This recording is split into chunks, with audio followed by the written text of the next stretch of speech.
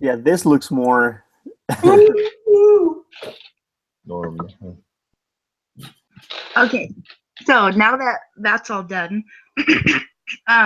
so the case study this week was recruitment of a star. So basically, just a quick summation of it. At this company, RSH, which is an investment banking firm. So basically, their top guy, he just up and resigns. He got a better offer somewhere else, but now everyone is in havoc because it seems that his position was the only one within the company, which I thought was kind of strange. But so everyone relied on him, and with this upcoming deal with PowerChip, what is his name? Stephen Connor, which is the director of research. He is now frantically searching for a replacement, but he's also unsure if he can find a replacement or just promote from within. And I'm sure, well, I hope you guys have read it so far, and we get a little info on each candidate. So firstly, we can start with Garth. So if you could all explain who you picked for Stephen Connor to hire, and like a brief explanation why you chose that person. So Garth, you're up. Yeah, after I went through this whole course, which was a lot of stuff, by the way, I still think that you ought to just stick with what's her name, Rena. First of all, the lady that already works there. Yeah, she's already on board. I mean, I think if they hire from within, then people are more apt to be interested in upward mobility. They'll see there's a chance for the juniors to become seniors. And she seems like a real go-getter. And she's a lot cheaper than the others in the end. So I think I'd just go with Rena. Yeah, make her permanent. And I wouldn't have went through all that other garbage that he went through, because it took forever and his boss wasn't very happy with him. And so I just stuck with Rena. All right. I remember the good things it said about Rena. But had some good qualities. Yeah, she's already there working, and she's taken over, and they weren't exactly happy with her with everything. But hey, you can do a little mentoring and save $1 million a year, whatever. So that's my opinion. Yeah. Who wants to voice their voice? I'll go next. I actually agree with Garth. My recommendation is the company stick with Rena Shea. And the biggest factor that I thought worked in her favor, read it right off the paper. For me, she knows the culture of the company and she knows what she's doing from a professional standpoint. But going back to the point I like is that the culture, like she knows what RSH is like, where Gerald Bloom is different. Seth Forkham, he's high powered, he's used to different things. And I know that up front, Rena might not be the most high powered and making a lot of sales and bringing in a lot of money for the company. But I think over time, if she has the support and she can learn more, she could do that. On the other side, if someone else were to be hired, like Gerald or Seth or the other candidates that they are interviewing, it might take them more time just to get used to RSH. They're great analysts and they might be fast, but Rena's already there. And if she just receives a bit more support and encouragement and, the company says, hey, we like you, we'd love to have you here, maybe that validation would help her become a really good analyst. Definitely. That's a good point. I think the only consideration with Rena, my concern was they wanted somebody like right now to take over that, whatever that count was. The PowerChip. Yeah, PowerChip. So who's going to be probably more qualified for her? Who knows? Maybe nobody. So Yeah, yeah. that's true. She's been there 3 years, I believe. 3 years, yeah. So,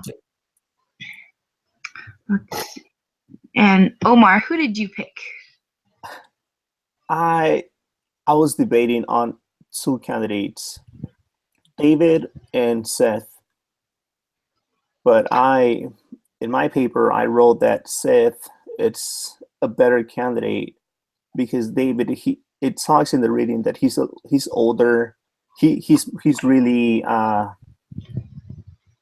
he's more into like he's really ambitious. He's more like the money, and he like the way he treats his team. It's not the way RSH wants people to treat one another. Mm-hmm. So I wrote that Seth would be a better candidate because first they're trying to deal with the Powdership deal, and he has a lot of connections with that company, Mm-hmm. and I just think he's a better fit than anyone else. Yeah, I thought at first, like, I was like, Rena, yeah, like, why invest in someone else when you can get her? Like, she's already working for you guys. Like, she's already in. But then, as I was reading, it talks about how she's more into her own little bubble. She prefers being alone. Like, she's not a big like a team player. She's more like, tell me what to do. She's always relying on the senior analysis. Mm-hmm. And for this deal, they want someone like Peter, like someone that has about the same qualities, someone that will be doing more than what you're being told. Mm-hmm. And right now she's like in the baby steps. She's trying to get more knowledgeable with the whole atmosphere in the company. So like just for the simple fact that they need someone like right now to cover that deal, I think she wouldn't be able to do that yet. But if they did give her a chance and they had like a very long time to close this deal, then I would say that she would be a good candidate. But due to the fact that they need someone right now because the deal is coming up, I don't think she would be able to handle that. Very good. Very good. Let's see, who's next? Ammon, who have you picked? So I came down to a decision between Sonia Mitha and Seth Horkham, and I ended up going with Seth. My reasoning for that was, and I had thought about Rena as well, but it says in there that Steven's boss does not think Like it's her. acceptable to hire Rena for that position. So the upper management, the owner is saying she is not an acceptable choice for him. And so I went away with Rena based on that recommendation from the owner.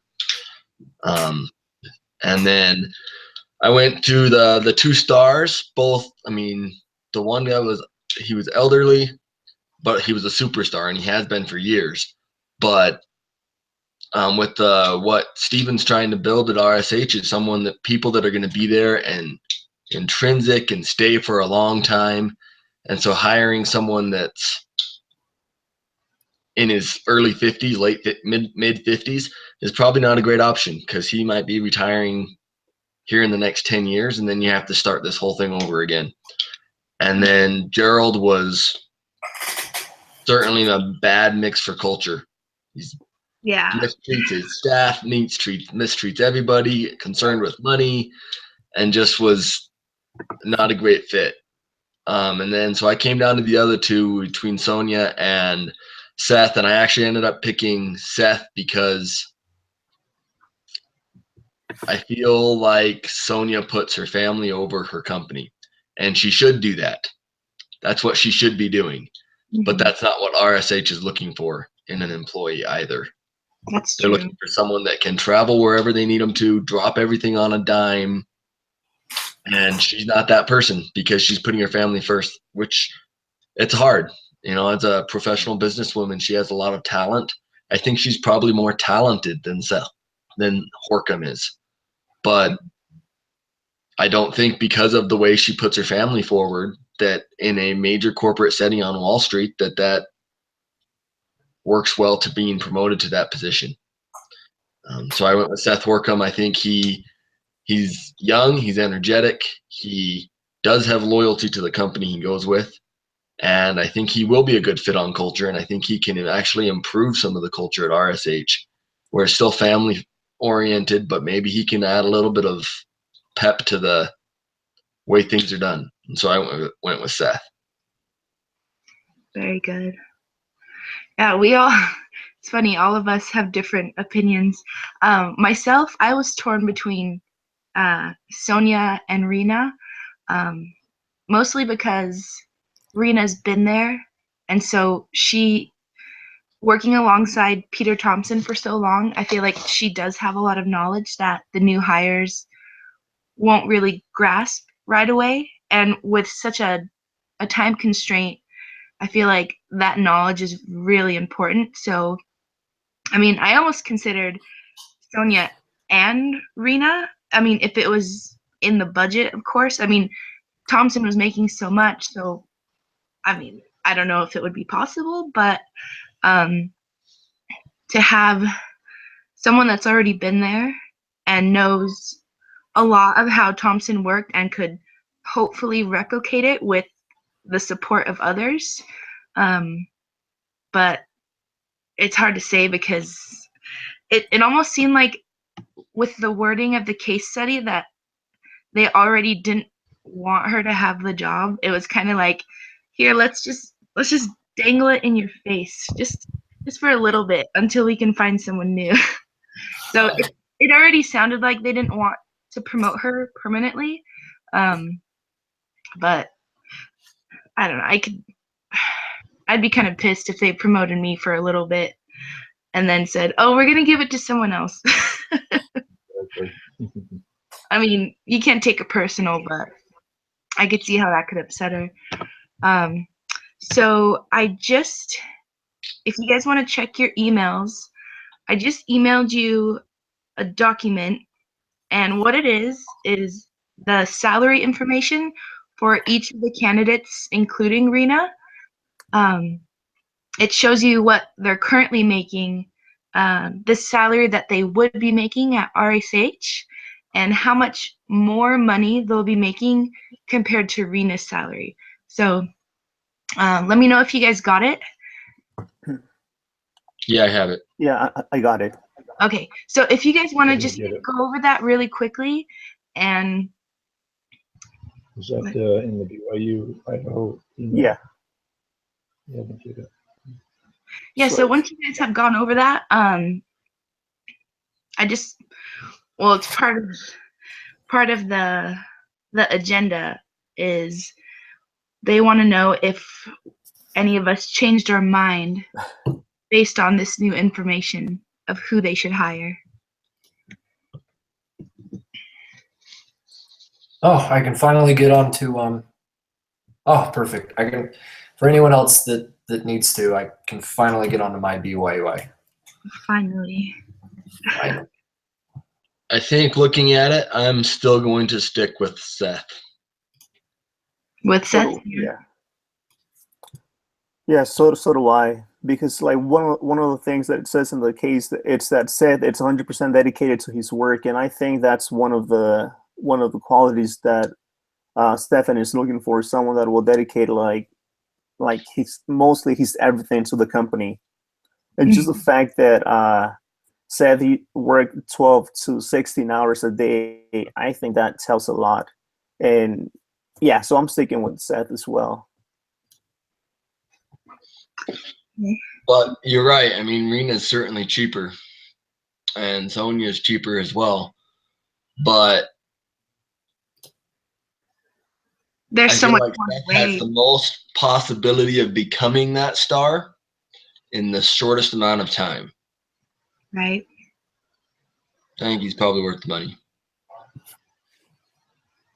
I think Sonia, she's a great candidate, but the only fact that's kind of like putting her family, just the fact that she's not willing to travel, it's what makes her not a good candidate for the position. But like, let's say she was single, no kids, no family, nothing, I think she would be on top of everyone. Well, I don't know, because David, he's good. I feel like if he was younger, like no offense to age, like I'm not saying age is it's a bad thing, but in the case, he's more.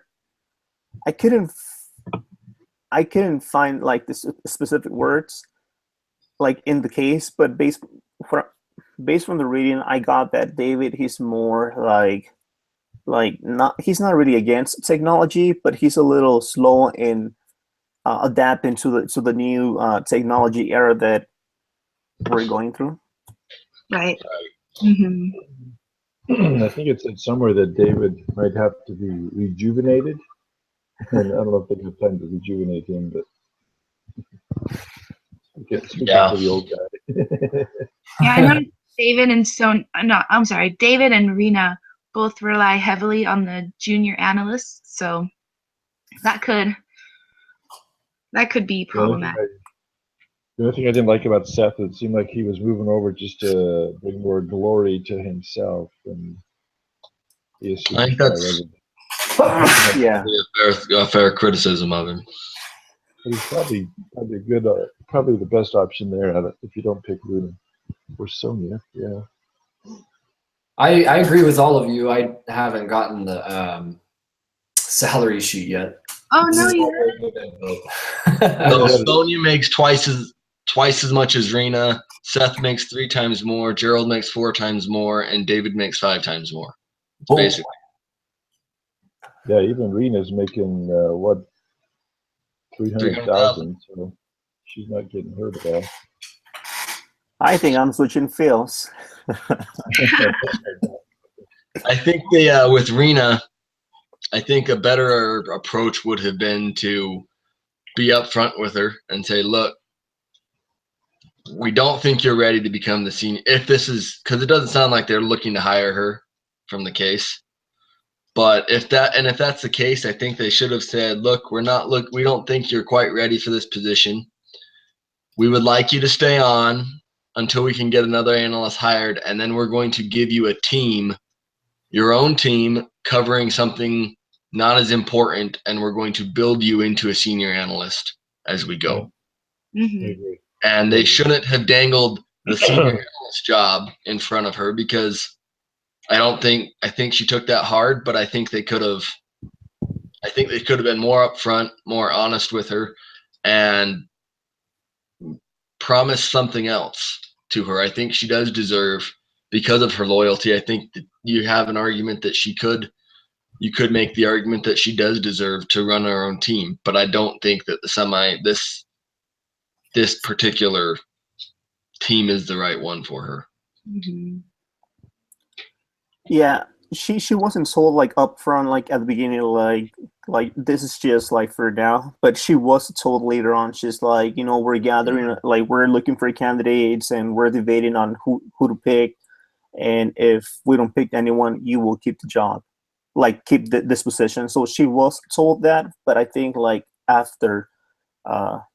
Yeah, after she'd been doing it for a little while. Yeah, but she was told, so it was not like at the end saying like, oh, we found someone, you're out. Like she was like told like mid process, so it wasn't really a shocking, I think. Yeah. I can now see the salaries. It's interesting to notice how the people with more experience are paid more, and then also gender too. I mean, Sonia and Rena are at the bottom of compensation. Seth, Gerald, and David are at the top. Right. Part of the reason for that is that Rena's been a junior analyst her whole career. She doesn't have any experience in the big games, and Sonia works at this tiny little boutique, and so she doesn't have any experience at the bigs either. The other 3 all have experiences working for a big firm, Mm-hmm. and because they work for big firms and they therefore handle bigger accounts, I don't know if they're worth more money, but I'm not sure that gender is the deciding factor on why they're paid what they are. I think it's more position and where they've been working.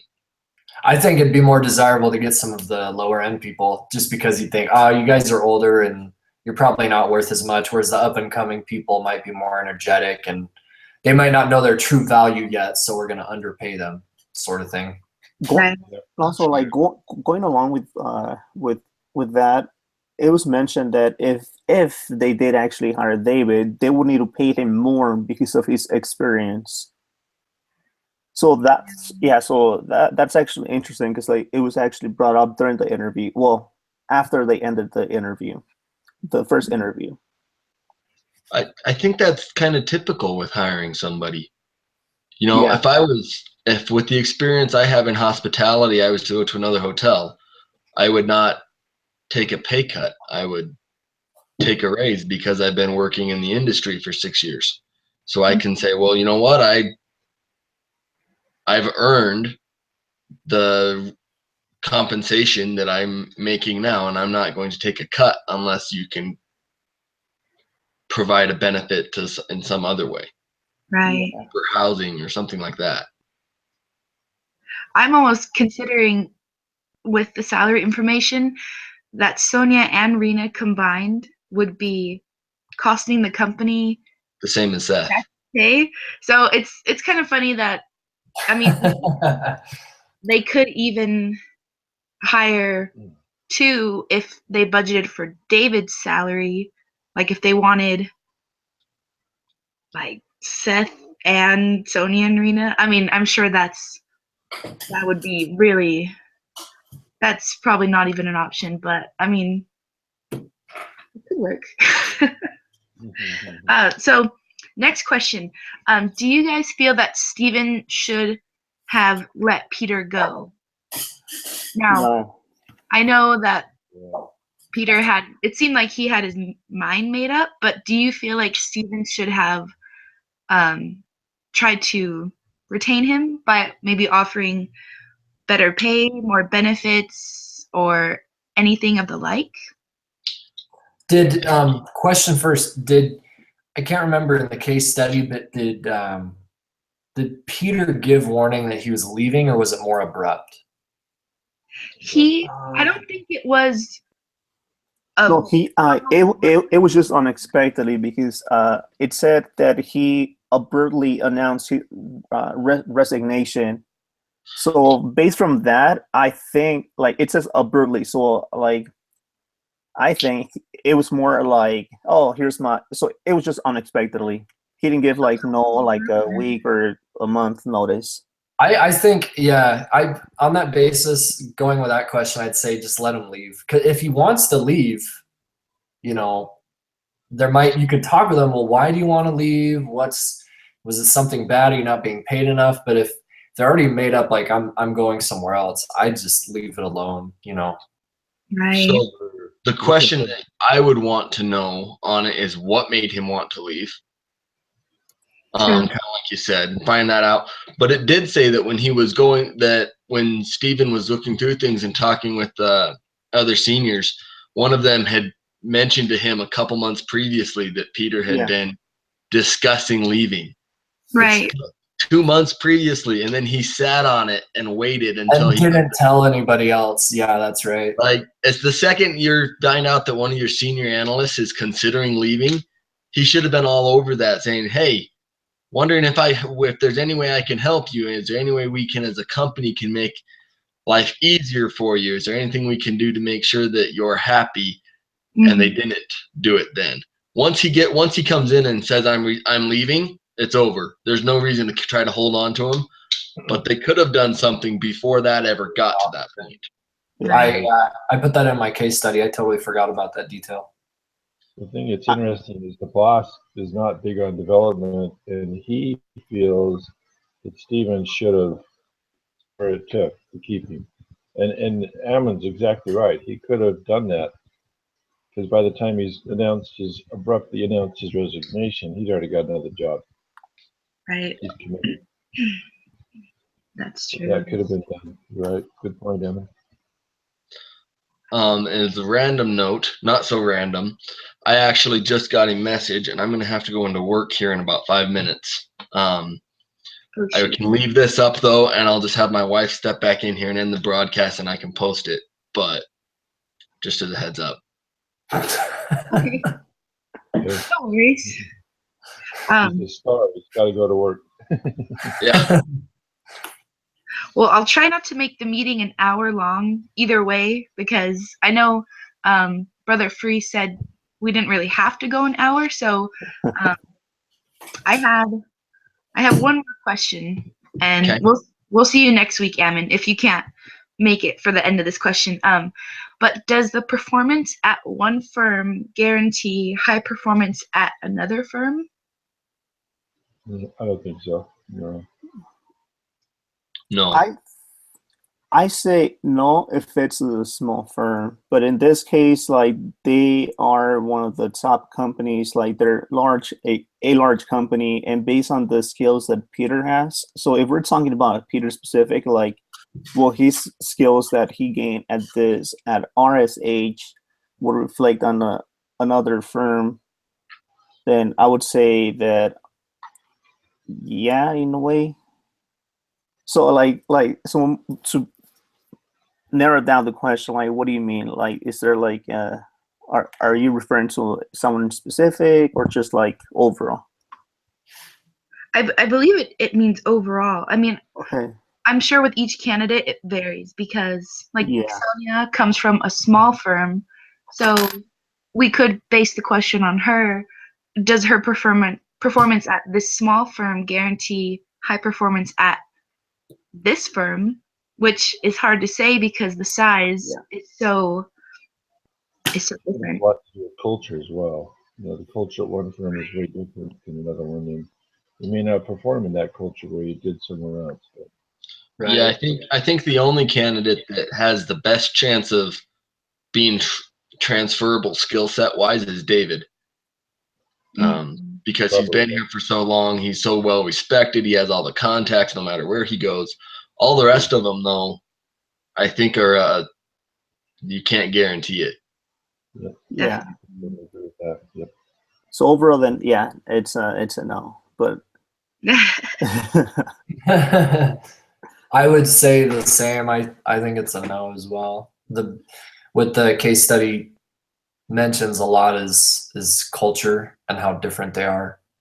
Right. And I mean, someone coming from like, what's the one company that's The one that Gerald's at, that they're like always at each other's throats. Oh, Gotts and Loeb. not that one. It's the other one that's very like protocol oriented. Is that Jefferson Brothers? No, it's not Jefferson. No, it's the one that David's at. Spencer's and Company, right?